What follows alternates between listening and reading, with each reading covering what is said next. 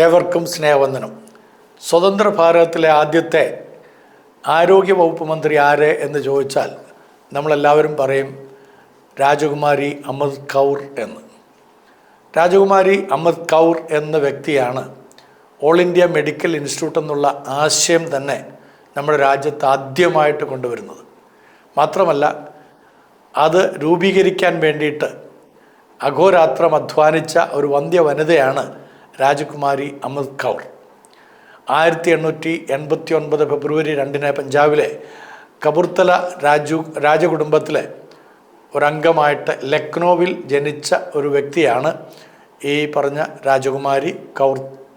അവരെക്കുറിച്ചുള്ള പഠനം ഞാൻ നടത്താനായിട്ട് ഇടയായിത്തീർന്നത് ഇന്നലെ മലയാള മനോരമയിൽ നമ്മുടെ മെഡിക്കൽ ഫീൽഡുമായിട്ട് ബന്ധപ്പെട്ട് അതിൻ്റെ ഓൾ ഇന്ത്യ മെഡിക്കൽ ഇൻസ്റ്റിറ്റ്യൂട്ട് അതിനെക്കുറിച്ചുള്ള ഒരു ഫ്യൂച്ചർ എഴുതിയ സമയത്ത് രാജകുമാരിയായിരിക്കുന്ന ഇവരെക്കുറിച്ച് നന്നായിട്ട് അവർ രേഖപ്പെടുത്തി. പക്ഷേ ഒരു ആസ്പെക്റ്റ് മാത്രമേ എഴുതിയിരുന്നുള്ളൂ.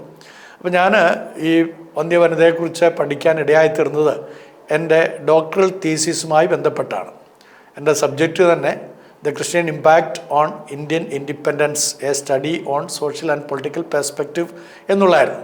അപ്പോൾ ഞാൻ അന്ന് പഠിച്ച കാര്യങ്ങളിൽ നിന്ന് ഈ ഇന്നലെ മലയാള മനോരമയിൽ വായിച്ച കാര്യങ്ങളെല്ലാം കൂടെ ഗ്രഹിച്ചുകൊണ്ട് അല്ലെങ്കിൽ അത് ഓടിച്ചു വായിച്ചപ്പോൾ എൻ്റെ മനസ്സിൽ കൂടെ വന്നു, ശരിക്കും ഈ വന്ധ്യ വനിതയെക്കുറിച്ച് നമ്മുടെ രാജ്യം അറിഞ്ഞാൽ മാത്രം പോരാ, അവർ ചെയ്തിട്ടുള്ള ത്യാഗത്തെ അനുസ്മരിച്ചുകൊണ്ട് അവർക്ക് വേണ്ടി ചില കാര്യങ്ങളൊക്കെ ചെയ്യേണ്ടിയിരിക്കുന്നു. പ്രത്യേകിച്ച് നമ്മുടെ രാജ്യത്തിൽ ശരിയായ രീതിയിൽ ഭരണം നടത്തണമെന്ന് ആഗ്രഹിക്കുന്ന എല്ലാ രാഷ്ട്രീയക്കാരും അനുധാവനം ചെയ്യാൻ കഴിയുന്ന ഒരു വന്ധ്യ വനിതയുടെ പേരാണ് രാജകുമാരി അമൃത് കൗർ എന്നുള്ളത്.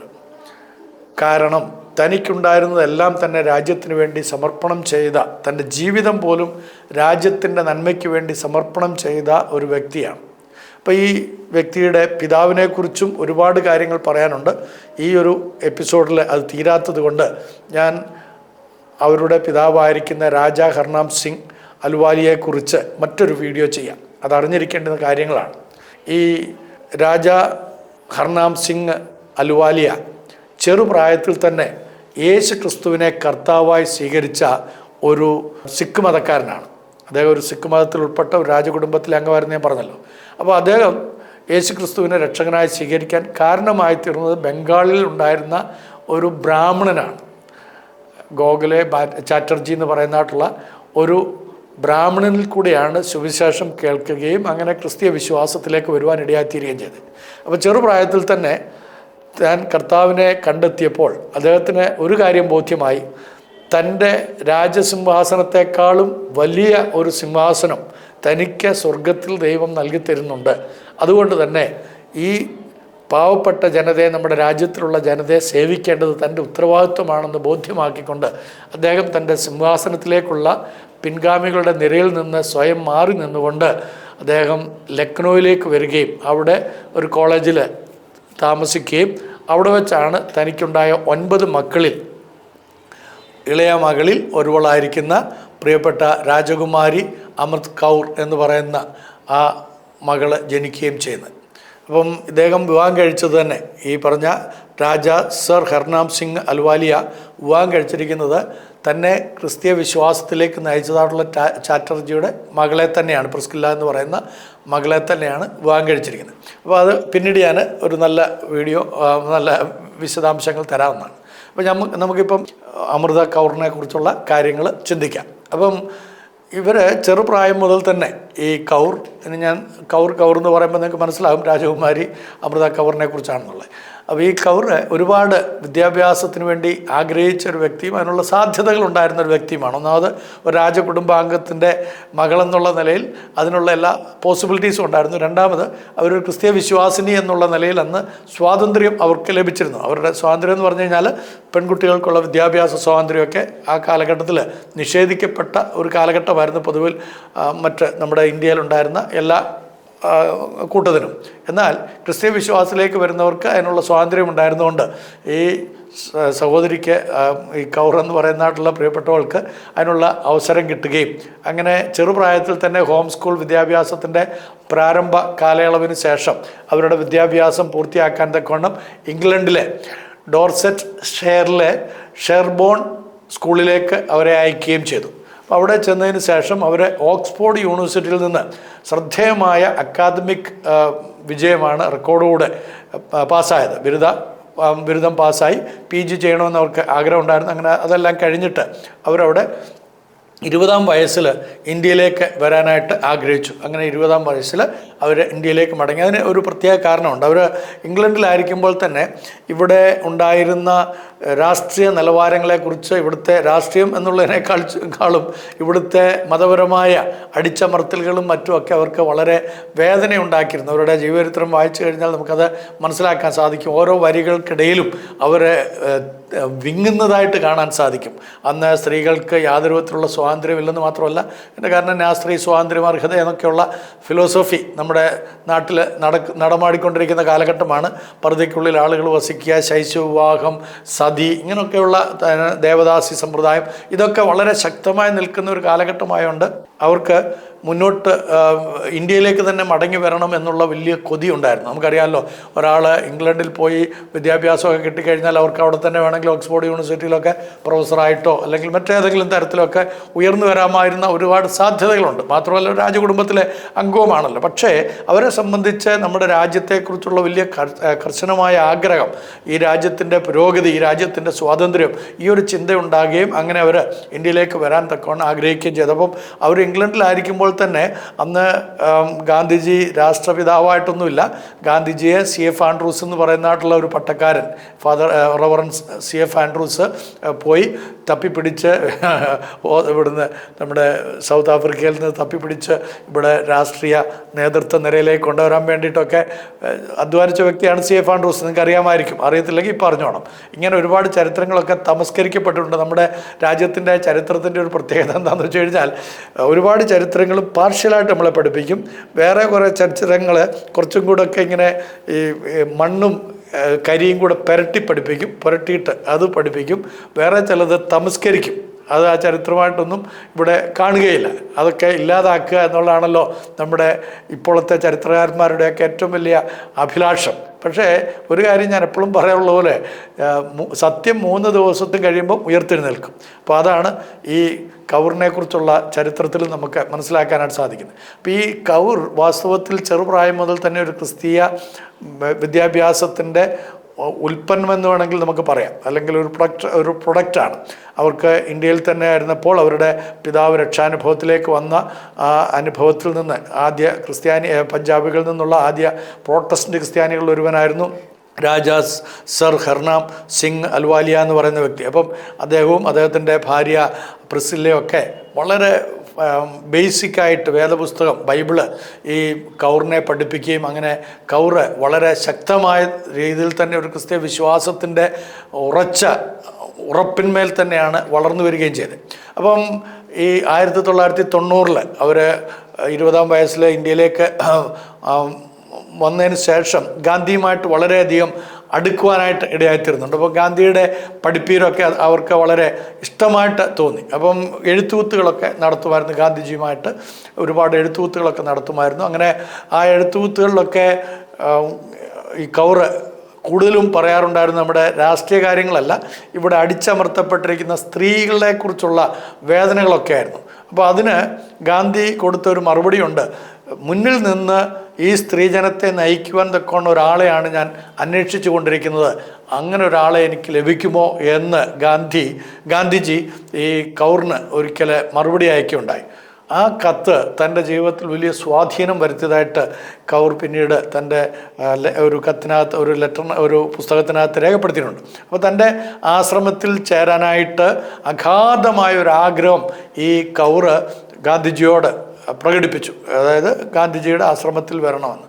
പക്ഷേ ആ സമയത്ത് ഗാന്ധിജി പറഞ്ഞത്, നീ ഇപ്പോൾ നിൻ്റെ മെറ്റീരിയലിസ്റ്റിക് ലൈഫിലാണല്ലോ, നിൻ്റെ ഭൗതിക ജീവിതവുമായിട്ടാണല്ലോ നീ ബന്ധപ്പെട്ടിരിക്കുന്നത്, അതുകൊണ്ട് നിനക്ക് ആശ്രമത്തിൽ ചേരാൻ സാധിക്കുകയില്ല എന്നുള്ളതായിരുന്നു ഗാന്ധിജിയുടെ മറുപടി. പക്ഷേ ഈ അലുവാനിയ അഥവാ ഇവളുടെ പിതാവ് രാജാ സർ ഹർനാം സിംഗ് അലുവാനിയ അവൾ ഏത് തീരുമാനം എടുത്തു കഴിഞ്ഞാലും അതിനെ പ്രോത്സാഹിപ്പിക്കുന്ന ഒരു പിതാവായിരുന്നു. അതുപോലെ തന്നെ പ്രിസ്കില്ല എന്ന് പറയുന്ന തൻ്റെ മാതാവും അങ്ങനെ തന്നെയായിരുന്നു.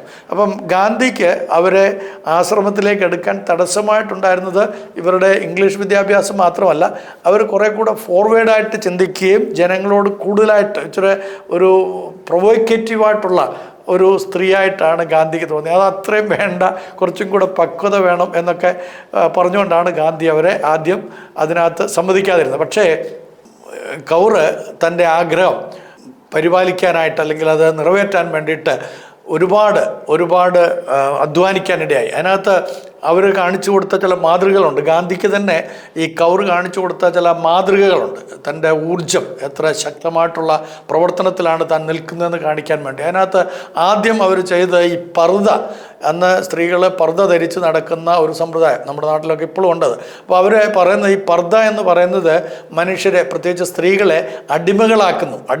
നമുക്കറിയാമല്ലോ, ഈ പർദ്ദ പലപ്പോഴും മനുഷ്യർക്ക് തിരിച്ചറിയാൻ കഴിയാത്ത തരത്തിലുള്ള ഒരു അനുഭവത്തിലേക്ക് കൊണ്ടെത്തും. ആരാണ് അതിനകത്ത് നിൽക്കുന്നത്? അപ്പോൾ ഒരു വ്യക്തിത്വമില്ലാത്ത ഒരു ജീവൻ എന്ന് മാത്രമേ നമുക്ക് പറയാൻ പറ്റുള്ളൂ. അല്ലെങ്കിൽ ഒരു ശരീരം പൊതിഞ്ഞു വെക്കുക എന്ന് പറഞ്ഞു കഴിഞ്ഞാൽ അതിൻ്റെ അർത്ഥം ജീവനെ നമ്മൾ എന്ത് ചെയ്യുന്നു, പൊതിഞ്ഞു വെക്കുക എന്നുള്ളതാണ്. മറ്റുള്ളവരുമായിട്ട് ആശയവിനിമയം നടത്താൻ അനുവാദമില്ലാത്ത, സ്വാതന്ത്ര്യമില്ലാത്ത. പർദ്ദയ്ക്ക് ഒരുപാട് അർത്ഥങ്ങളുണ്ട്. അവർ പറയുന്നതാണ്, കൗർ പറയുന്നതാണ്, ഇത് ഒരിക്കലും അംഗീകരിക്കാൻ കഴിയില്ല ഈ പർദ്ദ. കാരണം അത് മനുഷ്യർ തമ്മിലുള്ള ബന്ധങ്ങളെ വിച്ഛേദിക്കുന്നു, അവരുടെ സ്വാതന്ത്ര്യത്തെ ഹനിക്കുന്നു, അവരുടെ ചിന്താശക്തികളെ ഇല്ലായ്മ ചെയ്യുന്നു, അവർക്ക് മറ്റുള്ളവരോട് ആശയവിനിമയം നടത്താൻ കഴിയുന്നില്ല. നമുക്കറിയാമല്ലോ, ഈ ലോകത്തിൽ ആശയവിനിമയം നടത്താൻ കഴിയുന്നില്ല എങ്കിൽ ഉണ്ടാകുന്ന ബുദ്ധിമുട്ട് അത്ര വലുതായിരിക്കും. അപ്പോൾ ആശയവിനിമയത്തിന് വെറും വാക്കുകൾ മാത്രം പോരാ, നമ്മുടെ ഭാവങ്ങളും വളരെ പ്രധാനപ്പെട്ടതാണ് അല്ലേ? നമ്മുടെ കണ്ണുകളെ, നമ്മുടെ അധരങ്ങൾ ഒക്കെയും വളരെ പ്രധാനപ്പെട്ടാണ്, ആശയവിനിമയത്തിന് ആവശ്യമാണ്. അപ്പോൾ അതൊക്കെ തിരസ്കരിക്കുന്ന, ആശയവിനിമയത്തിന് വൈരുദ്ധ്യമായിട്ട് പ്രവർത്തിക്കുന്ന അന്ധകാര ശക്തിയുടെ ഒരു പര്യായമായിട്ടാണ് പർദ്ദ എന്നുള്ളത് അവരെ കാണുകയും അതിനു വേണ്ടിയിട്ട് ശക്തമായി അത് ഒഴിവാക്കണം എന്ന് ശക്തമായിട്ട് കൗർ പറയുകയും ചെയ്തു. അപ്പോൾ അത് സാധ്യമാക്കി തീർത്തു. അത് ഒരുപാട് സ്ത്രീകൾ പർദ്ദ തീക്കകത്തിട്ട് കളഞ്ഞു. കാരണം ഇത് തങ്ങളെ അടിമകളാക്കുന്നതാണെന്നും തങ്ങൾക്ക് ജീവിക്കാനുള്ള സ്വാതന്ത്ര്യത്തെ ഹനിക്കുന്നതാണെന്നും അവർക്ക് ബോധ്യമുണ്ടായി. ആ ബോധ്യം ഓരോ വ്യക്തികൾക്കും ഉണ്ടാകുമ്പോൾ മാത്രമേ അത് ഊരിക്കളയാനായിട്ടോ അല്ലെങ്കിൽ ഉപേക്ഷിക്കാനോ സാധിക്കുകയുള്ളൂ. മതം എന്ത് പറയുന്നു അല്ലെങ്കിൽ ഏതെങ്കിലും വ്യവസ്ഥിതികൾ എന്ത് പറയുന്നു എന്നുള്ളതിനേക്കാളും ഞാൻ എന്ത് ഇതിനെക്കുറിച്ച് പറയുന്നു എന്നുള്ളത് വളരെ പ്രധാനപ്പെട്ടതാണ്. അതാണ് ഏറ്റവും പ്രധാനപ്പെട്ടത്. ഒരു കാര്യം എപ്പോഴും നമ്മൾ ഓർക്കേണ്ടത്, ദൈവം ഒരിക്കലും മനുഷ്യന് സ്വാതന്ത്ര്യം ഹനിക്കുന്നവനല്ല. മനുഷ്യരെ ഇങ്ങനെ എല്ലാവരിൽ നിന്നും അകന്നു നിൽക്കണമെന്ന് ആഗ്രഹിക്കുന്നവനല്ല, മറിച്ച് എല്ലാവരുമായിട്ട് മിങ്കിൾ ചെയ്യണം എന്നുള്ള ഒരാഗ്രഹമുള്ളവനാണ്. അതുകൊണ്ട് തന്നെ പർദ്ദ അതിന് തടസ്സമാണെന്ന് മനസ്സിലാക്കിയതുകൊണ്ട് കൗർ അതിനെതിരെ സംസാരിക്കുകയും പ്രത്യേകിച്ച് പഞ്ചാബി സ്ത്രീകളുമൊക്കെ അവരെ മുഖം മൂടിയൊക്കെ നടക്കുന്ന സാഹചര്യങ്ങളുണ്ടായിരുന്നു. അതെല്ലാം ഉപേക്ഷിക്കാനായിട്ട് ഇടയായിത്തീർന്നു. പഞ്ചാബികൾ മാത്രമല്ല, അന്നത്തെ ഇന്ത്യയിലുണ്ടായിരുന്ന സ്വാഭാവികമായിട്ട് ആളുകൾ ധരിച്ചുകൊണ്ടിരുന്ന ആ അവസ്ഥ, ആ വസ്ത്രധാരണത്തിന് മാറ്റം വരുത്താനായിട്ടിടയായി. മറ്റൊന്ന്, അവർ വളരെ ശക്തമായിട്ട് എതിർത്ത ശൈശവ വിവാഹത്തെക്കുറിച്ചായിരുന്നു. അന്നത്തെ കാലത്ത് നമുക്കറിയാം, കുഞ്ഞുങ്ങളെ തമ്മിൽ വിവാഹം കഴിപ്പിക്കുന്ന ഒരു കാലഘട്ടമാണ്. അതായത് വധുവും വരനും പ്രായം കുറഞ്ഞവരായിരിക്കും. 5 വയസ്സുള്ള പെണ്ണ്, 5 വയസ്സുള്ള ചെറുക്കൻ, ഇതായിരിക്കും അവരുടെ രീതി. അല്ലെങ്കിൽ 2 വയസ്സിൽ കല്യാണം കഴിക്കുക, പിന്നെ കുറച്ച് കഴിയുമ്പം വീട്ടിൽ കൂടുതൽ. അല്ലാതെ സാധാരണഗതിയിലെ 6 വയസ്സുകാരിയായ ഒരു പെൺകുട്ടി 50 വയസ്സുകാരനായ ഒരു പുരുഷൻ കിട്ടുന്ന അങ്ങനത്തെ രീതിയല്ല ഈ ചെറിയ കുട്ടികൾ തന്നെ വിവാഹം കഴിക്കുന്നത്. അപ്പോൾ പറഞ്ഞു, അവർക്ക് സെലക്ഷൻ അല്ലെങ്കിൽ അവർക്ക് തീരുമാനങ്ങൾ എടുക്കാനുള്ള സ്വാതന്ത്ര്യം നമ്മൾ കൊടുക്കണം. അവർ പ്രായമാകട്ടെ, മെച്ചുവേർഡ് ആയതിനു ശേഷം മാത്രം മതി വിവാഹം എന്നുള്ള ഒരു നിലപാടും കൂടെ അവർ എടുക്കുകയും അതിനെ അനുകൂലിക്കാനായിട്ട് ഗാന്ധിക്കൊക്കെ ഇടയായിത്തീരുകയും ചെയ്തു. ഗാന്ധിജിയൊക്കെ ശൈശവവിവാഹക്കാരായിരുന്നു ആ കാലഘട്ടത്തിൽ. പക്ഷേ പിന്നീട് അദ്ദേഹം അതൊക്കെ ഉപേക്ഷിക്കപ്പെട്ട നിലയിലൊക്കെ കാണപ്പെട്ടു. നമുക്കറിയാമല്ലോ, ചരിത്രം അതൊക്കെ പഠിപ്പിക്കുന്നുണ്ട്. അത് പിന്നീട് നമുക്ക് ചർച്ച ചെയ്യാം. അപ്പോൾ ഈ ശൈശവവിവാഹം പാടില്ല എന്നവർ പറഞ്ഞു. അതോടൊപ്പം തന്നെ ദേവദാസി സമ്പ്രദായം, അന്നത്തെ ഒരു പാരമ്പര്യമായിരുന്നു ദേവദാസി സമ്പ്രദായം. അതായത് സ്ത്രീകൾ സ്ത്രീകൾ എവിടെ പോകണം?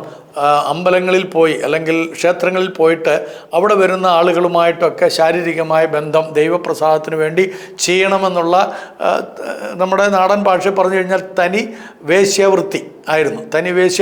പക്ഷേ അതിനൊരു മതത്തിൻ്റെ ആലങ്കാരികതയും കൂടെ വന്നു കഴിഞ്ഞപ്പോൾ ദേവദാസി എന്നുള്ളൊരു പേര് വന്നു എന്നുള്ളൂ. അപ്പോൾ കൗർ പറഞ്ഞു, ഇതൊരിക്കലും അനുവദനീയമല്ല, ഇത് ശരിയായിട്ടുള്ളൊരു നടപടിയല്ല, ദൈവം അങ്ങനെ ആരെക്കുറിച്ചും ആഗ്രഹിക്കുന്നില്ല, ഏകഭാര്യ ഭർത്തൃ ബന്ധമാണ് ദൈവത്തിൻ്റെ പദ്ധതിയിലുള്ള. അപ്പോൾ ഈ ആശയമൊക്കെ ഇവർക്ക് വന്നത്, ഈ കൗറിന് ഇതൊക്കെ ലഭിച്ചത് ചരിത്രത്തിൻ്റെ താളുകളിൽ നിന്നല്ല, അവർക്ക് ലഭിച്ചത് ദൈവവചനത്തിൻ്റെ അടിസ്ഥാനത്തിലാണ്. അപ്പോൾ ആ ദൈവവചനം വിശുദ്ധ ബൈബിളിൻ്റെ അടിസ്ഥാനത്തിൽ അവർ പഠിച്ച കാര്യങ്ങളാണ് ഈ പ്രായോഗിക തലത്തിലേക്ക് കൊണ്ടുവരാനായിട്ട് ഇടയായിത്തീർന്നത്. അപ്പോൾ അങ്ങനെ ദേവദാസ സമ്പ്രദായം മാത്രമല്ല, സതി അന്ന് വളരെ ശക്തമായി നിലനിൽക്കുന്ന ഒരു കാലഘട്ടമാണ്. സതിക്കെതിരെയൊക്കെ അവർ ശക്തമായി പ്രവർത്തിക്കാൻ ഇടയായിത്തീർന്നത്. അപ്പോൾ അതിന് അവർ ചെയ്തത് എന്താണെന്ന് വെച്ച് കഴിഞ്ഞാൽ സ്ത്രീകളുടെ മീറ്റിങ്ങുകൾ വിളിച്ചു കൂട്ടുക. അന്ന് അങ്ങനെ ഒരുമിച്ച് സ്ത്രീകളെ കൂട്ടുന്ന വ്യവസ്ഥാപിതമായ പരിപാടികളൊന്നുമില്ല. അതിനെയൊക്കെ ഖണ്ഡിച്ചുകൊണ്ടാണ്, അതിനെയൊക്കെ എതിർത്തുകൊണ്ടാണ് ഈ രാജകുമാരി അമൃത് കൗർ എന്ന് പറയുന്ന നാട്ടിലെ ഈ വന്ധ്യ വനിത മുന്നോട്ട് ഇറങ്ങി വന്നത്. അപ്പോൾ 1927 ആയപ്പോഴത്തേക്കും അവർ ഒരു കാര്യം ചെയ്യാൻ സാധിച്ചു. ഇതിൻ്റെയൊക്കെ ഇങ്ങനെ സ്ത്രീകളുമായിട്ടൊക്കെ ഇടപെട്ട് അവരെ എല്ലാവരെയും കൂട്ടിവരുത്തിയതിൻ്റെയൊക്കെ അടിസ്ഥാനത്തിൽ അവർ അഖിലേന്ത്യാ വിമൻസ് കോൺഫറൻസ് എന്ന് പറയുന്ന മഹാപ്രസ്ഥാനം ആരംഭിക്കാനിടയായിത്തീർന്നു. അപ്പോൾ അവർ ആദ്യം ചെയ്തൊരു വലിയ കാര്യം, ഈ സ്ത്രീകളുടെ ഇടയിൽ ഇങ്ങനെ പ്രവർത്തിച്ച് അവർക്ക് ബോധവൽക്കരണമൊക്കെ നടത്തിയതിന് ശേഷം ഇവരെ സംഘടിത ശക്തിയാക്കി മാറ്റി എന്നുള്ളതാണ്. എന്നിട്ട് 1930 അതിൻ്റെ സെക്രട്ടറി ആയിട്ട് അവർ ദേശീയ സെക്രട്ടറി ആയിട്ട് മാറി. അതിനുശേഷം 1933 അതിൻ്റെ ദേശീയ പ്രസിഡൻ്റായിട്ടും അവർ സേവനം അനുഷ്ഠിക്കുവാനായിട്ട് ഇടയായിത്തീർന്നു. പിന്നീട് ഈ കൗറിന് ഒരാഗ്രഹം, താൻ ഇതൊക്കെ ചെയ്യുമ്പോൾ തന്നെ തൻ്റെ ജീവിതത്തെ കുറേ കൂടെ പരിമിതിപ്പെടുത്തണം, തനിക്ക് ആശ്രമത്തിൽ ചേരണം എന്ന് പറഞ്ഞുകൊണ്ട് അങ്ങനെ 1934 പുള്ളിക്കാരി എന്ത് ചെയ്തു, ഈ കൗർ പോയിട്ട് ഗാന്ധിജിയുടെ ആശ്രമത്തിൽ ചേരാനായിട്ട് ഇടയായിത്തീർന്നു. അവിടെ 16 വർഷത്തോളം ഗാന്ധിജിയുടെ സെക്രട്ടറി ആയിട്ട് ഈ രാജകുമാരി അമൃത കൗർ എന്ന് പറയുന്ന വന്ധ്യവനിത സേവനം അനുഷ്ഠിച്ചു. അതിനെ തുടർന്ന് ആ സമയത്തൊക്കെയാണ് ഇന്ത്യയുടെ സ്വാതന്ത്ര്യ സമരത്തിൻ്റെ ഒരുപാട് കാര്യങ്ങൾ നടക്കുന്നത്. അപ്പം ഇവരുടെ പിതാവ് തന്നെയാണ് സ്വാതന്ത്ര്യ സമരത്തിൻ്റെ നാന്ദി കുറിക്കുന്നതും കൂടെ. അത് നമ്മൾ എവിടെയും കേട്ടിട്ടില്ല അല്ലേ, നമ്മളാരും എവിടെയും പഠിപ്പിച്ചിട്ടുമില്ല. പഠിപ്പിക്കാത്തൊരു ചരിത്രം, അദ്ദേഹം പറഞ്ഞ തമസ്കരിക്കപ്പെട്ട ഒരു സത്യമായിട്ടുള്ള ചരിത്രം ഞാൻ പറയാം. ഇന്ത്യൻ സ്വാതന്ത്ര്യ സമരത്തിൽ പ്രധാന പങ്ക് വഹിച്ച ഇന്ത്യൻ ക്രിസ്ത്യാനികളുടെ അഖിലേന്ത്യാ കോൺഫറൻസിലെ ആദ്യ പ്രസിഡൻ്റായിരുന്നു ഈ പറഞ്ഞ രാജാ സർ ഹർനാം സിംഗ് അലുവാലിയ എന്ന് പറയുന്നത്.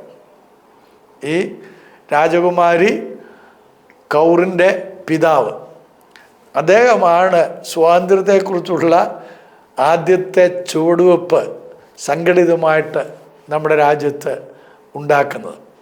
അദ്ദേഹത്തിൻ്റെ മകളാണ് ഈ പറഞ്ഞായിട്ടുള്ള കൗർ. അപ്പോൾ നിങ്ങൾക്ക് മനസ്സിലായല്ലോ അവരുടെ മനസ്സിൽ എത്രത്തോളം തീവ്രമായ ഒരു കൊതിയുണ്ട് ജനങ്ങളുമായിട്ട് ഇടപഴകുവാനും അവരെ ഒരുമിച്ച് കൂട്ടി രാഷ്ട്രത്തിന് വേണ്ടി അധ്വാനിക്കുവാനും എന്നുള്ളത്.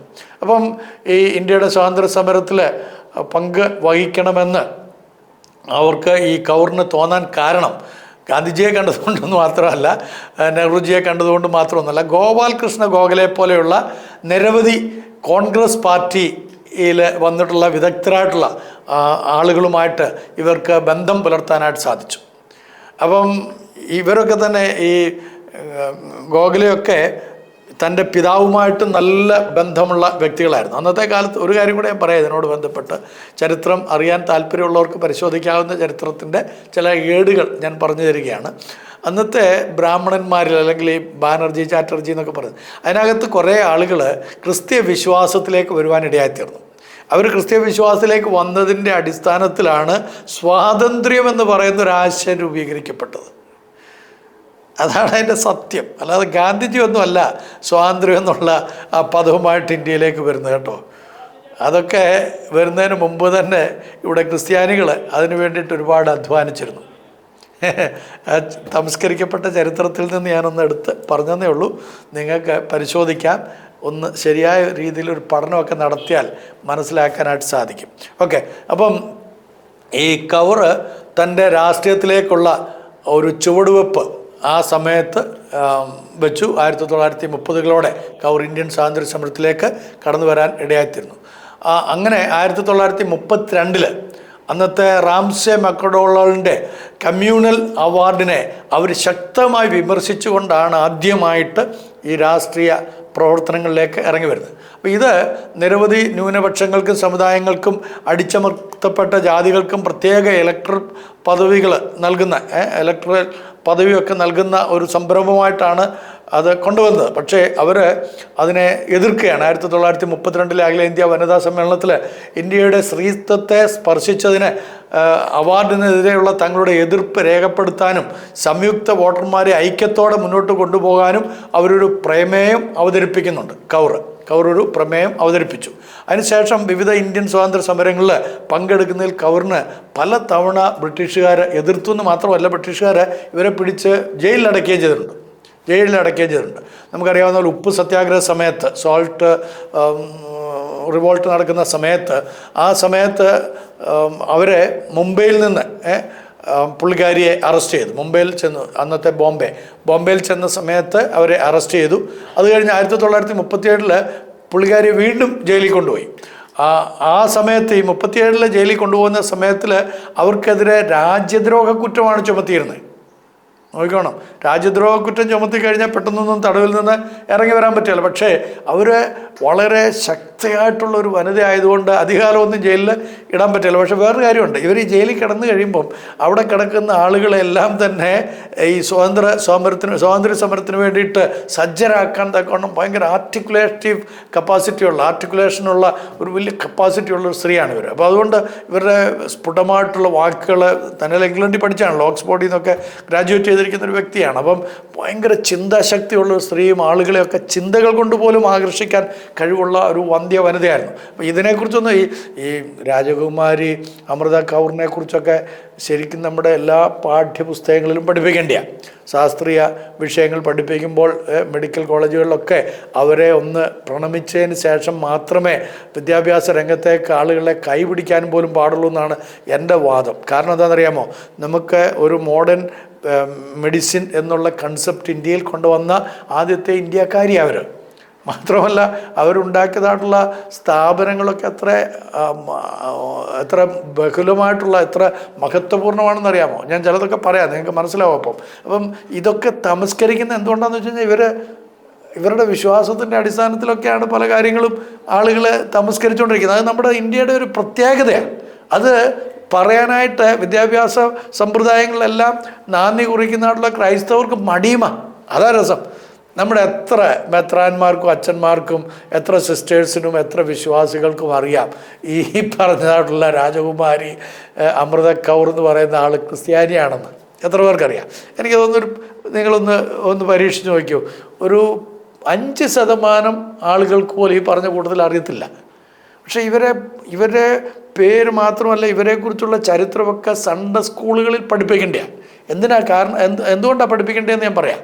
അതിൻ്റെ കാരണം, ഇവരെ പോലെയുള്ള വന്ധ്യ വനിതകൾ നമുക്ക് സ്വാതന്ത്ര്യം നേടിത്തന്നു എന്ന് മാത്രമല്ല, നമുക്ക് ഈ സ്വാതന്ത്ര്യാനന്തരം ഒരു ഉയർന്ന ജീവിത നിലവാരം ഉണ്ടാകാൻ തക്കവണ്ണം സ്വാതന്ത്ര്യം കിട്ടുന്നതിന് മുമ്പ് തന്നെ ചിന്തിക്കുകയും പ്രവർത്തിക്കുകയും ചെയ്ത വ്യക്തികളാണ്. അപ്പോൾ അവർ വെച്ചിട്ട് പോയിട്ടുള്ള ലെഗസി, ആ കാൽച്ചുവടുകൾ പിന്തുടരുവാൻ തക്കവണ്ണം നമുക്ക് ഉത്തരവാദിത്വമുണ്ട്. നമുക്കൊരു ദേശീയ രാഷ്ട്രീയത്തിലെ മുൻനിരയിൽ സ്ഥാനം വഹിക്കാൻ അർഹതയുള്ളവരാണ്. പക്ഷെ എന്താ ചെയ്യുന്നത്? നമ്മൾ പിന്തള്ളപ്പെടുന്നു എന്ന് പറഞ്ഞാൽ മോങ്ങിക്കൊണ്ട് നടക്കുക. അതെൻ്റെ കുറ്റമാണ് കേട്ടോ, നമ്മുടെ ഓരോരുത്തരുടെയും കുറ്റമാണ്. മുൻനിരയിലേക്ക് വരാൻ തക്കവണ്ണം ആരും ഇവിടെ തടസ്സമല്ല. ആരാ തടസ്സം? നിങ്ങൾ ശരിയായ ദിശയിൽ സഞ്ചരിക്കുകയും സത്യസന്ധമായ കാര്യങ്ങൾ ചെയ്യുകയും ചെയ്യുന്ന ഒരു വ്യക്തിയാണെങ്കിൽ നിങ്ങൾക്ക് രാഷ്ട്രീയ നിലവാരത്തിലാണെങ്കിലും സോഷ്യൽ നിലവാരത്തിലാണെങ്കിലും എഡ്യൂക്കേഷണൽ നിലവാരത്തിൽ, ഏത് നിലവാരത്തിലും ഉയർന്നു വരുവാനുള്ള സാധ്യതകളെ ഇവിടെ പേവ് ചെയ്തിട്ടാണ്, പാകി തന്നിട്ടാണ് ഈ രാജകുമാരി അമൃത കൗറിനെ പോലെയുള്ള വന്ധ്യ വനിതകൾ ഈ ലോകത്തിൽ നിന്ന് മാറ്റപ്പെട്ടിരിക്കുന്നത്. ഒന്ന് ആലോചിച്ച് നോക്കിയേ. അതിൻ്റെ പിൻഗാമികളായിട്ടുള്ള നമ്മൾ വലിയ അപകർഷതാബോധത്തോടു കൂടിയാണ് ജീവിക്കുന്നത്, അല്ലേ? ഒന്ന് ചിന്തിച്ചേ, നമ്മൾ അപകർഷതാബോധം ഇല്ലാതാണോ ജീവിക്കുന്നത്? ഇവിടെ പറഞ്ഞ് പഠിപ്പിച്ചിരിക്കുന്ന നുണ എന്താണെന്നറിയാമോ? നുണ എന്ന് തന്നെയാണ് ഞാൻ അതിനെ വിളിക്കുന്നത്. അസത്യം എന്നല്ല, നുണ എന്ന് തന്നെയാണ് പറയുന്നത്. എന്താണെന്ന് വെച്ച് കഴിഞ്ഞാൽ ക്രിസ്ത്യാനികളെല്ലാം കൺവേർട്ട് ചെയ്യുന്നവരാണ്. കൺവേർഷൻ എല്ലാ മനുഷ്യരിലും ഉണ്ടാകണം. അന്ധകാരത്തിൽ നിന്ന് വെളിച്ചത്തിലേക്കുള്ള ഒരു കൺവേർഷൻ നടക്കണം. ഇരുട്ടിൽ നിന്ന് വെളിച്ചത്തിലേക്ക് മനുഷ്യൻ വന്നേ പറ്റുള്ളൂ. മാത്രമല്ല അന്ധതയിൽ നിന്ന് ജ്ഞാനത്തിലേക്ക് മനുഷ്യൻ കൺവേർട്ട് ചെയ്യപ്പെടണം. വേണ്ടേ? കൺവേർഷൻ വേണ്ടേ? വേണം. നമ്മുടെ മനസ്സിന് മാനസികമായ ഒരു തലമുണ്ട്. ആ തലത്തിൽ നമ്മൾ ഉയർന്നു വരാൻ തക്കവണ്ണം ഇടയായിത്തീരണം. അതിന് ഉപോത്ബലവുമായിട്ടുള്ള കാര്യങ്ങളാണ് ദൈവവിശ്വാസം എന്ന് പറയുന്നത്, സത്യദൈവത്തിലുള്ള വിശ്വാസം. ആ വിശ്വാസത്തിലേക്ക് വന്നു കഴിയുമ്പോൾ ഓട്ടോമാറ്റിക്കലി ഇരുട്ടിൽ കഴിയുന്ന മനുഷ്യൻ, അന്ധകാരത്തിൽ കഴിയുന്ന മനുഷ്യൻ വെളിച്ചത്തിൽ വരും, വെളിച്ചത്തിൽ നടക്കും. അപ്പോൾ അവൻ വെളിച്ചമായി തീരും. അതാണ് രാജകുമാരി അമൃത കൗർ നമ്മുടെ രാജ്യത്തിന് ചെയ്തു തന്നിരിക്കുന്നത്. ആ രാജ്യത്തിൽ ജീവിക്കുന്ന എനിക്കും നിങ്ങൾക്കുമുള്ള ഉത്തരവാദിത്തങ്ങളിൽ പ്രധാനപ്പെട്ട ഒരു ഉത്തരവാദിത്വം നമ്മുടെ ദേശീയതയുടെ വളർച്ചയിൽ പ്രവർത്തിക്കാൻ മുഖ്യധാരയിലേക്ക് വരിക എന്നുള്ളതാണ്. ഇനിയിപ്പം ഞാൻ പറഞ്ഞു വന്നത്, ക്വിറ്റ് ഇന്ത്യ സമരത്തിൽ ഈ കൗർ പങ്കെടുത്തതിൻ്റെ ഫലമായിട്ട് 1942 കൗറിനെ ജയിലിലേക്ക് കൊണ്ടുപോയി.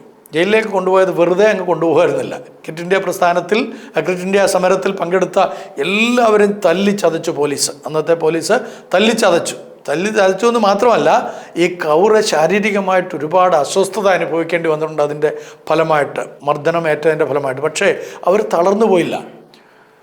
ക്രൂരമായിട്ടുള്ള ലാത്തി ചാർജ് അവരുടെ ആരോഗ്യത്തെ ബാധിച്ചെങ്കിലും ജയിലിൽ കൊണ്ടുവന്നിട്ട് അവിടെ കുറച്ചു കാലം മാത്രമേ ഇടാൻ പറ്റുള്ളൂ. അത് കഴിഞ്ഞിട്ട് ഷിംലയിൽ അവർക്കൊരു വലിയ കൊട്ടാരമുണ്ട്, വലിയ ബംഗ്ലാവുണ്ട്.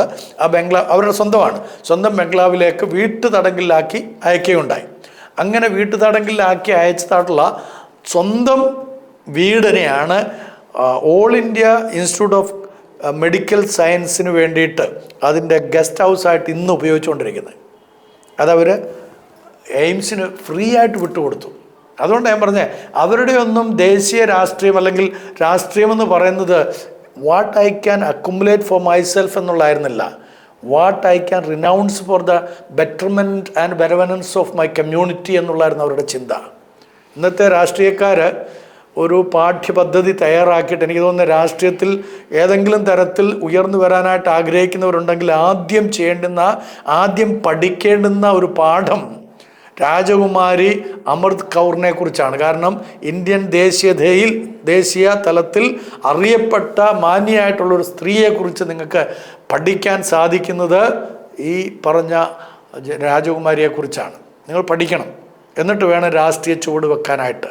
അല്ലാതെ ഇന്ന് നമ്മൾ കാണുന്ന രാഷ്ട്രീയക്കാരന്മാർ കൈയിട്ട് വാരാനും മറ്റുള്ളവനെ ഇടിച്ച് പിഴിഞ്ഞ് അവൻ്റെ സ്വത്തെല്ലാം പിടിച്ചെടുക്കാനും അധികാരം കൈക്കലാക്കി വളരെ എന്താ പറയുക, മൃഗതുല്യമായി ജീവിക്കാനും വേണ്ടി വരുന്നവനെയൊക്കെ ആട്ടിപ്പായിക്കാൻ, അവനെയൊക്കെ ഒഴിവാക്കാനായിട്ടുള്ള നല്ല രാഷ്ട്രീയ പദ്ധതികൾ തയ്യാറാക്കണം. അത് രാഷ്ട്രീയക്കാരെടുക്കേണ്ടുന്ന ഒരു ചുവടുവെപ്പാണ്. ഞാൻ നിങ്ങളോട് ചലഞ്ച് ചെയ്യുകയാണ്. പ്രധാനമന്ത്രി, മുഖ്യമന്ത്രി, അതേപോലെ പ്രതിപക്ഷ നേതാക്കന്മാർ, നിങ്ങളോട് ഞാൻ അഭ്യർത്ഥിക്കുകയാണ്, നിങ്ങളുടെ കാല് പിടിച്ച് ഞാൻ കെഞ്ചുകയാണ്. നിങ്ങൾ രാഷ്ട്രീയത്തിൽ വരുന്നവരെല്ലാം തന്നെ മുൻകാല രാഷ്ട്രീയക്കാരെക്കുറിച്ചുള്ള, അതിനകത്ത് എല്ലാ രാഷ്ട്രീയം, ജിന്നെ പോലുള്ള ആളുകളെ പഠിക്കരുതേ. മുഹമ്മദ് അലി ജിന്നെ പോലുള്ളവനെയൊക്കെ പഠിച്ചു കഴിഞ്ഞാൽ പിന്നെ ഈ രാഷ്ട്രം വീണ്ടും തുണ്ടുമാകും. അതല്ല, ഈ രാജകുമാരി അമൃത കൗറിനെ പോലുള്ള ആളുകളെക്കുറിച്ച് പഠിച്ചിട്ട് വേണം രാഷ്ട്രീയത്തിലേക്ക് വരാൻ എന്നുള്ള ഒരു നിയമം നിങ്ങൾ കൊണ്ടുവരണം. അങ്ങനെ നിങ്ങൾ നിയമം കൊണ്ടുവരികയാണെങ്കിൽ നമ്മുടെ രാജ്യം പുരോഗതിയിലേക്ക് വരും. ഇല്ലെങ്കിൽ ഇപ്പം നിങ്ങൾ കാണിക്കുന്ന എല്ലാ കൊള്ളരുതായ്മകളും നിങ്ങളുടെ അനുയായികളും കാണിക്കും.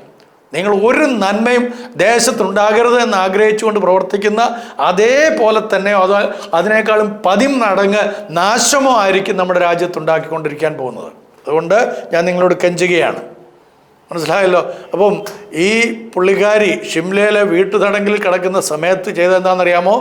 അവർ തൻ്റെ ഖാദി വസ്ത്രം ധരിക്കാൻ തുടങ്ങി. ഖാദി വസ്ത്രം അവർ നൂറ്റ് സ്വന്തമായിട്ട് നെയ്തെടുത്ത ഖാദി വസ്ത്രം ധരിക്കുകയും, മാത്രമല്ല ഗ്രാമത്തിലെ ആശ്രമത്തിലേക്ക് പോയിട്ട് അവിടെ വെച്ച് ജല്ലിത ജീവിതം നയിക്കാൻ തക്കവണ്ണം ഗാന്ധിയൻ മൂല്യങ്ങളെ ഉയർത്തിപ്പിടിച്ചുകൊണ്ട് കൗർ തൻ്റെ ജീവിതത്തിൻ്റെ ഭൂരിഭാഗവും ജീവിക്കാനായിട്ട് അങ്ങ് തീരുമാനിച്ചു.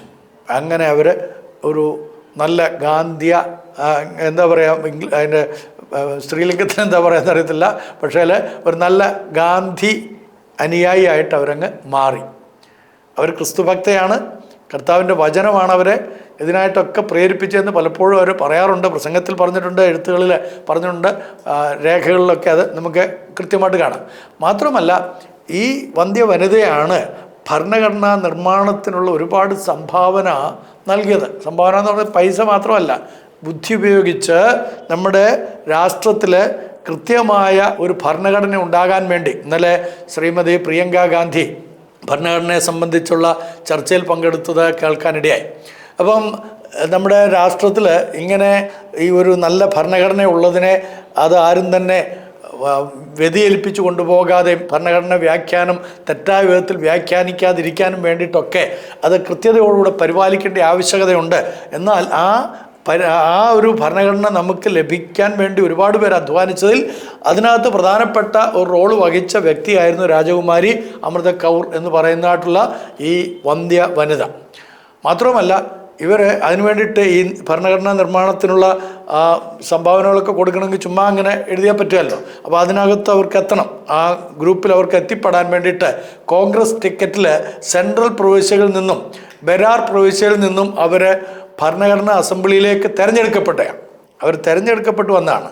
മാത്രമല്ല ഭരണഘടനാ നിർമ്മാണ വേളയിൽ കൗർ കൂടുതലായിട്ടൊന്നും സംസാരിച്ചില്ലെങ്കിലും അവർ എഴുതിയതായിട്ടുള്ള എല്ലാ കാര്യങ്ങളും വളരെ കൃത്യമായി അതിനകത്ത് ഉൾപ്പെടുത്തുവാനായിട്ട് ഇടയായിത്തീർന്നു. മാത്രമല്ല വേറെയും അവരെ അസംബ്ലിയിലെയൊക്കെ പ്രധാനപ്പെട്ട ഉപസമിതികളിലെ അംഗമായിട്ട് അവരെ ഉൾപ്പെടുത്താനായിട്ട് ഇടയായിത്തീർന്നു. നിരവധി ഭരണഘടനാ വ്യവസ്ഥകൾ രൂപപ്പെടുത്തുന്നതിൽ നിർണായകമായ പങ്ക് വഹിച്ചതും ഈ കൗറാണ്.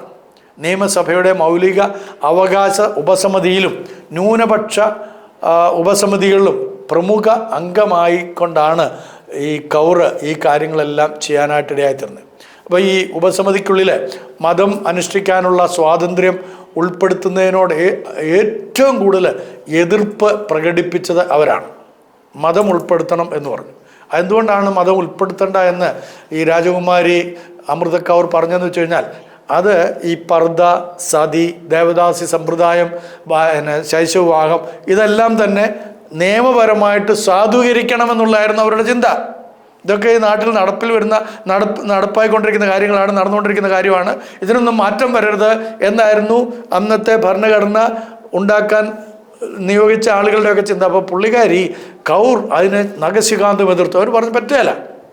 കൗർ മാത്രമല്ല, കൗറിന് ഏറ്റവും കൂടുതൽ അനുമോദനങ്ങളും അംഗീകാരവും കിട്ടിയത് ഡോക്ടർ ബി.ആർ. അംബേദ്കറിൽ നിന്നൊക്കെയാണ്. അപ്പോൾ അംബേദ്കറിൻ്റെയൊക്കെ ഹൃദയത്തിൻ്റെ ആ സ്പന്ദനം ശരിയായിട്ട് മനസ്സിലാക്കിക്കൊണ്ടാണ് ഈ കൗർ പ്രവർത്തിക്കാനായിട്ട് ഇടയായിത്തീർന്നത്. അപ്പോൾ നിങ്ങൾക്ക് മനസ്സിലായല്ലോ അന്നത്തെ ഇവിടുത്തെ ചേരിചേരാ നയങ്ങൾ, ഏതൊക്കെ ചേരികളും ഏതൊക്കെ ചേരിചേരാ ആളുകളും ഒക്കെ ആയിരുന്നു ഉണ്ടായിരുന്നെന്നുള്ളത്. അപ്പോൾ ആ വിധത്തിൽ ഉണ്ടായിരുന്ന ഭരണഘടനാ സമ്പ്രദായങ്ങളെ കൃത്യമായി ഒരു ഭരണഘടനാ സമ്പ്രദായമാക്കി ജനകീയമാക്കി എടുക്കുന്നതിൽ വളരെ ശക്തമായ പങ്ക് വഹിച്ച വ്യക്തിയാണ് രാജകുമാരി അമൃത കൗർ എന്ന് പറയുന്നതായ ആ വന്ധ്യ വനിത.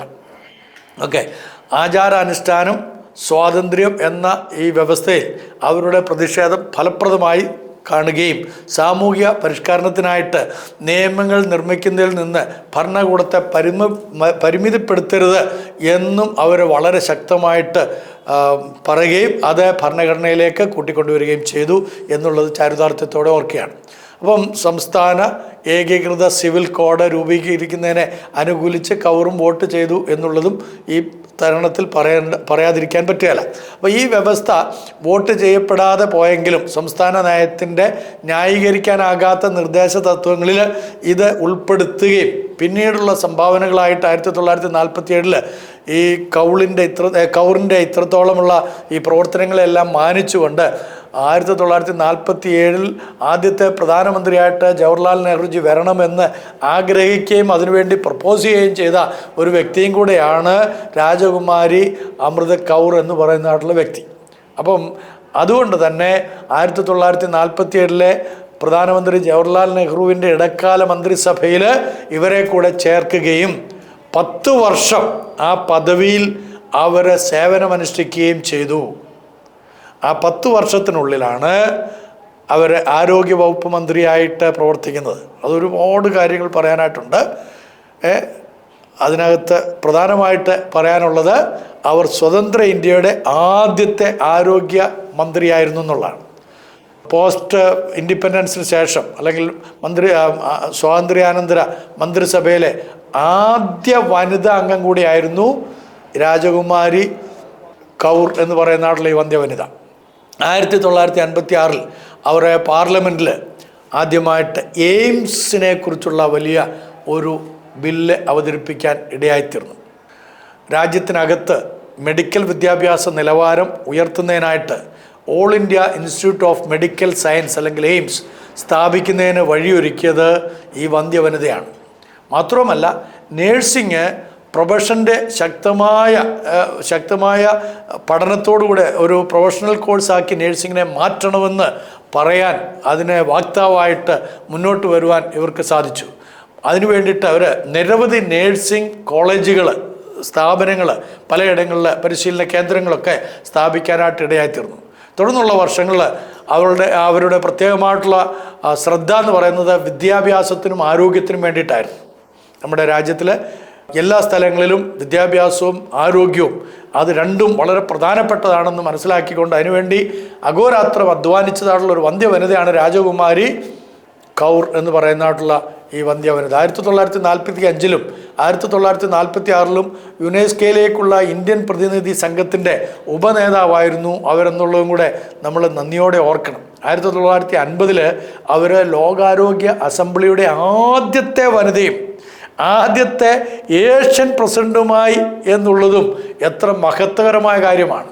നോക്കിയേ, രാജകുമാരി അമൃത കൗർ എന്ന് പറയുന്നതായിട്ടുള്ള ക്രിസ്തീയ വന്ധ്യ വനിത, പഞ്ചാബുകാരി അല്ലെങ്കിൽ സിഖുകാരി ആയിരുന്നവർ, അവർ യേശു കർത്താവിൻ്റെ മകളെന്നുള്ള ദൃഢനിശ്ചയത്തോടുകൂടെ ദൈവരാജ്യം എങ്ങനെ ഭൂമിയിൽ സംസ്ഥാപിതമാക്കാം. നമ്മൾ പ്രാർത്ഥിക്കാറുണ്ടല്ലോ, നിൻ്റെ രാജ്യം വരണമേ, നിൻ്റെ രാജ്യം വരണമേ എന്ന് പ്രാർത്ഥിക്കുന്നവർക്ക് ആ രാജ്യത്തെ ഇവിടെ വെളിപ്പെടുത്തുവാനുള്ള അവകാശവും അധികാരവും ഉണ്ടെന്നുള്ളത് മറന്നു പോകരുത്. അപ്പോൾ അതിനു വേണ്ടിയിട്ട് അധ്വാനിച്ച വന്ധ്യ വനിത ലോകാരോഗ്യ അസംബ്ലിയുടെ ആദ്യത്തെ വനിതയും ആദ്യത്തെ ഏഷ്യൻ പ്രസിഡന്റുമായി തീർന്നു എന്നുള്ളത് ഓർക്കുമ്പോൾ എത്ര അഭിമാനത്തോടുകൂടെ നാം അവർക്ക് സല്യൂട്ട് ചെയ്യണം. 1948-നും 1953-നും ഇടയിൽ ലോകാരോഗ്യ സംഘടനയിലേക്കുള്ള ഇന്ത്യയുടെ പ്രതിനിധി സംഘത്തെ നയിക്കാനുള്ള ഭാഗ്യവും ഈ വന്ധ്യ വനിതയ്ക്കാണ് ലഭിച്ചത്. 1957-ൽ ഇന്ത്യൻ റെഡ് ക്രോസ് സൊസൈറ്റിയുടെ സ്ഥാപക അംഗവും ചെയർപേഴ്സണുമായിരുന്നു അമൃത കൗർ എന്ന് പറയുന്നതായിട്ടുള്ള ഈ രാജകുമാരി. അപ്പോൾ ഈ മേഖലയിൽ അവരുടെ ദീർഘമായിട്ടുള്ള അർപ്പണബോധം, സേവനത്തിനുള്ള അവരുടെ താല്പര്യം, ഇതെല്ലാം മാനിച്ചുകൊണ്ട് അവരെ അംഗീകരിച്ചു. ആരാന്നറിയാമോ? ലീഗ് ഓഫ് റെഡ് ക്രോസ് സൊസൈറ്റീസിലെ കോർട്ട് ബെർണാഡോട്ട് സ്വർണ്ണ മെഡല് അവർക്കാണ് ആ പ്രാവശ്യം ലഭിക്കാനിടയായിത്തീർന്നത്. കാരണം അത്ര എഫിഷ്യൻ്റായിട്ട് നോക്കിയേ, നമ്മുടെ രാജ്യത്ത് നിന്ന് കർത്താവിനെ അറിഞ്ഞു വന്ന ഒരു സ്ത്രീ, ദൈവ മകൾ എന്നുള്ള നിലയിൽ അവർക്ക് ഈ രാജ്യത്തിന് വേണ്ടി, ലോകത്തിന് വേണ്ടി കൊടുക്കാൻ കഴിഞ്ഞ സംഭാവന എത്ര വലുതാണ്. ഇതൊക്കെ നിങ്ങൾ കേട്ടിട്ടുണ്ടോ പ്രിയമുള്ളവരെ? ഇതിനെക്കുറിച്ച് വല്ലതും നിങ്ങൾ ചിന്തിച്ചിട്ടുണ്ടോ? ഇങ്ങനെയുള്ള കാര്യങ്ങൾ, കപ്പയും നട്ട് മീനും പിടിച്ച് തിന്ന് അല്ലെ പോത്തിനെയും വെട്ടി തിന്നുകൊണ്ട് നടക്കാതെ, ഇതൊക്കെ കൂടെ ഒന്ന് വായിക്കാനും പഠിക്കാനും ഒക്കെ ശ്രമിക്കണം കേട്ടോ. അച്ഛന്മാർ ഈ കുർബാന ചൊല്ലി നടക്കാതെ ഇതൊക്കെ ഒന്ന് സഭകളിൽ പഠിപ്പിക്കാനായിട്ട് ശ്രമിക്കണം. കന്യാസ്ത്രീകളും സഹോദരിമാരോട് സിസ്റ്റേഴ്സിനോട് ഞാൻ ബഹുമാന പുരസ്കാരം പറയുകയാണ്. നിങ്ങൾ ചെയ്യുന്നതായിട്ടുള്ള സേവനങ്ങൾ ലോകത്തിൽ ഇന്നല്ലേ നാളെ മാനിക്കപ്പെടും, യാതൊരു സംശയമില്ല. പക്ഷേ നിങ്ങൾ പഠിപ്പിക്കുന്ന സ്കൂളുകളിലും കലാലയങ്ങളിലും ഈ സത്യങ്ങളും കൂടെ ഒന്ന് പഠിപ്പിക്കണം. ഇവരെ പോലെയുള്ള ആളുകൾ നമ്മുടെ രാജ്യത്തിന് ചെയ്ത കോൺട്രിബ്യൂഷൻസ്, നമ്മൾ ഇന്ന് നാം ആയിരിക്കുന്നതിൻ്റെ ഉത്തരവാദികൾ എന്ന് പറയുന്നത് ഇതേപോലെയുള്ള രാജകുമാരി കൗറിനെ പോലുള്ള ഒരുപാട് പേരുടെ ത്യാഗോജ്ജലമായിട്ടുള്ള ജീവിതം, പ്രവർത്തനമൊക്കെ ആണെന്നുള്ളത് മറന്നു പോകരുത്.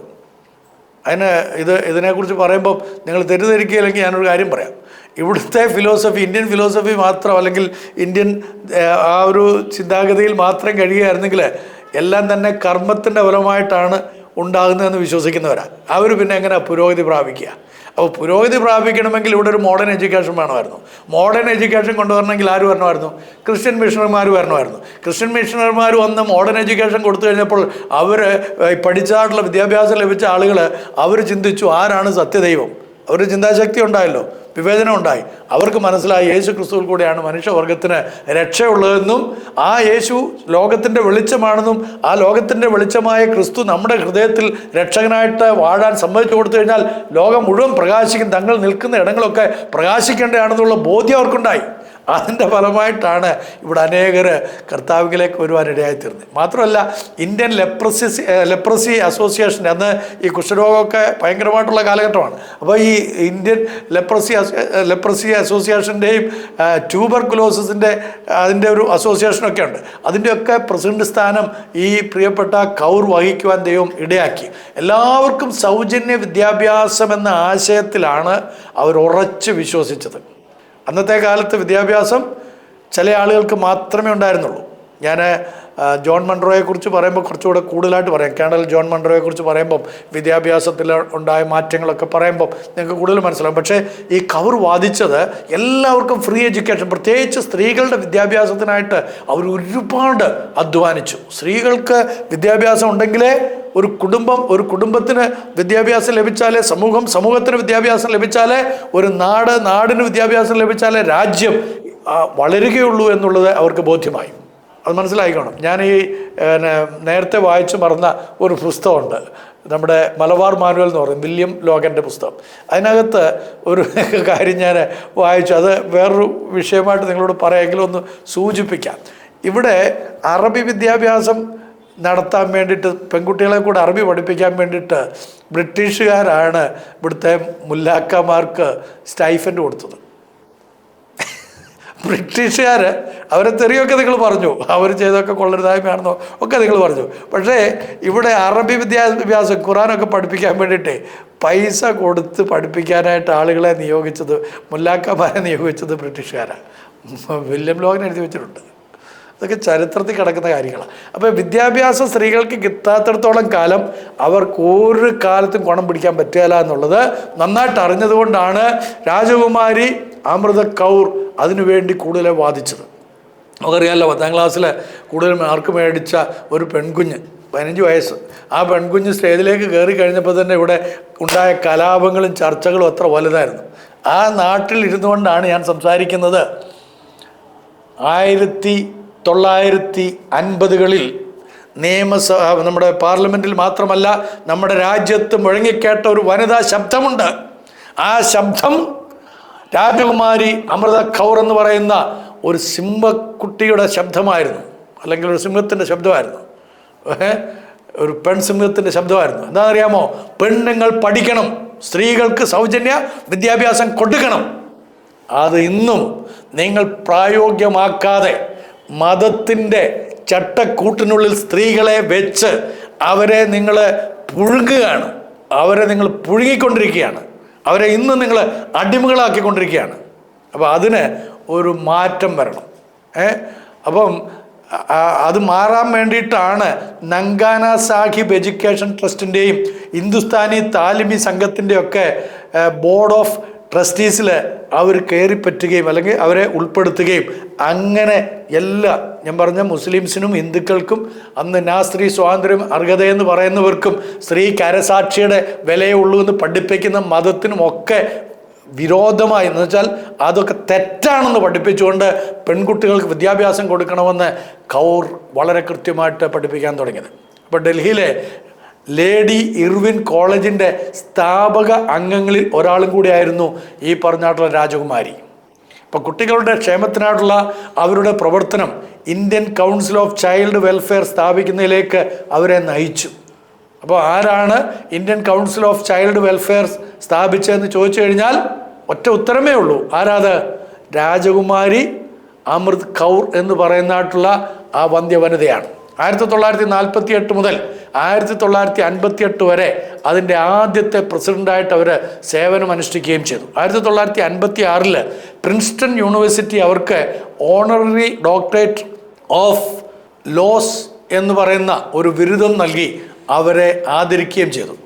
അപ്പം കൗർ 1964 ഫെബ്രുവരി 6 തൻ്റെ 75ാം വയസ്സിൽ താൻ പ്രിയം വെച്ച നമ്മുടെ കർത്താവായ യേശു ക്രിസ്തുവിൻ്റെ സന്നിധിയിലേക്ക് ചേർക്കപ്പെടുന്നിടം വരെയും വളരെ കൃത്യമായി അധ്വാനിച്ചുകൊണ്ടേയിരുന്നു. 75ാം വയസ്സ് വരെയും വളരെ കൃത്യമായിട്ട് ഊണിലും ഉറക്കത്തിലും ഇന്ത്യയുടെ പുരോഗതി, ഇന്ത്യയിലെ സ്ത്രീകളുടെ അരാജകത്വം പരിഹരിച്ച് അവർക്ക് ഉന്നതമായ ഒരു സ്ഥാനം നൽകണമെന്നുള്ള ആഗ്രഹം, അതിനുവേണ്ടി അവർ കുടുംബജീവിതം പോലും നയിക്കാൻ മറന്നുപോയി. എന്ന് പറഞ്ഞാൽ അവർ വിവാഹിതയായില്ല, അവർ വിവാഹം കഴിച്ചില്ല, അവർ കന്യാസ്ത്രീ ആയില്ല. അവർ പ്രോട്ടസ്റ്റന്റ് സഭാവിശ്വാസിയായിരുന്നു, അവർ കന്യാസ്ത്രീ ആയിരുന്നില്ല. പക്ഷേ അവർ ഈ രാജ്യത്തിനെ തൻ്റെ കുടുംബമായി അംഗീകരിച്ചുകൊണ്ട് ഈ രാജ്യത്തിലുള്ള പ്രായമായവരെ മാതാപിതാക്കളായും പ്രായം കുറഞ്ഞവരെ സഹോദരങ്ങളായും കൊച്ചു കുഞ്ഞുങ്ങളെ മക്കളായും കണ്ടുകൊണ്ട് ഈ രാജ്യത്തിൻ്റെ പുരോഗതിക്ക് വേണ്ടി അഘോരാത്രം